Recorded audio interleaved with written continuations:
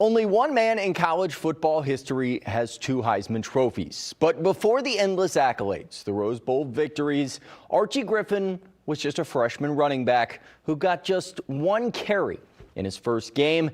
And with it, he fumbled the football. The following game, though, he responded with one of the greatest games of his career. And that's where we began our very first Buckeye Flashback.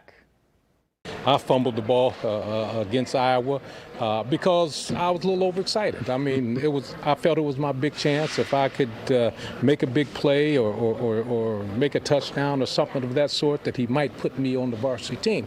And that year, 1972, my freshman year, that was just my goal. That was my goal. I just wanted to be a part of the varsity team because when I was being recruited, a lot of people told me that I shouldn't go to Ohio State. They told me that I was too small, and Coach Hayes only recruits really big backs and whatnot, that I would never get a chance to play. So my whole goal was to make the varsity team as a freshman. But I was fortunate enough to have some coaches on that team that really believed in me. And I understand that Rudy Hubbard, who was the backfield coach at the time, pounded the table for me to get in the game. And when you pound the table, that means you're willing to put your job on the line. And so he put his job on the line for me to get into the game. And I'm very, very thankful for that, and always will be. How nervous were you that you were going to get back on the field? I mean, I've done some reading. Coach Hayes was not a fan of fumbles. That's how, right. How worried were you? I was very worried that I wouldn't get a chance because Coach Hayes did not like fumblers. And at the time, in practice, I was working on the 5th team. I was on the scout squad. The night before the North Carolina game, Coach Hayes, he'd take the varsity, which were, mostly sophomore, juniors, and seniors. He'd take them to a hotel, and we as freshmen and reserves, we stayed in a dormitory, and we met up with the varsity next day at the stadium. So the North Carolina game, I stayed in the dormitory the night before the game. I wasn't at the hotel with the rest of the team. So I had no expectation of even getting in the game.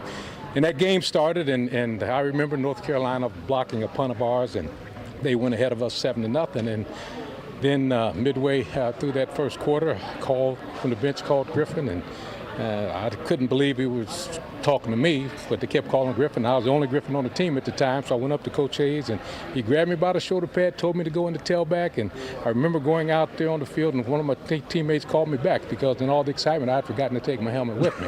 But I got myself together, and I got into the game, and quite frankly, I was in a daze the whole time, but my number was being called, and I was running with the ball. And when I came out of the game in the 4th quarter, all I can remember is the 86,000 fans in Ohio Stadium standing up and giving me a standing ovation because I had rushed for that 239 yards in that football game.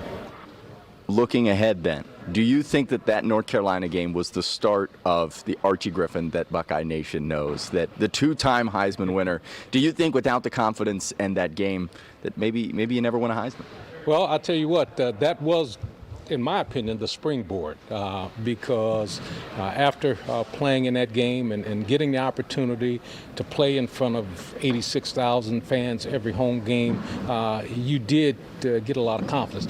But make no mistake about it, I was very fortunate. I played with some great guys. I mean, I always say that they made me look good enough to win 2 Heisman trophies. So I was very, very fortunate. I feel like I was in the right place at the right time with the right people to make 2 Heisman trophies happen for Ohio State University.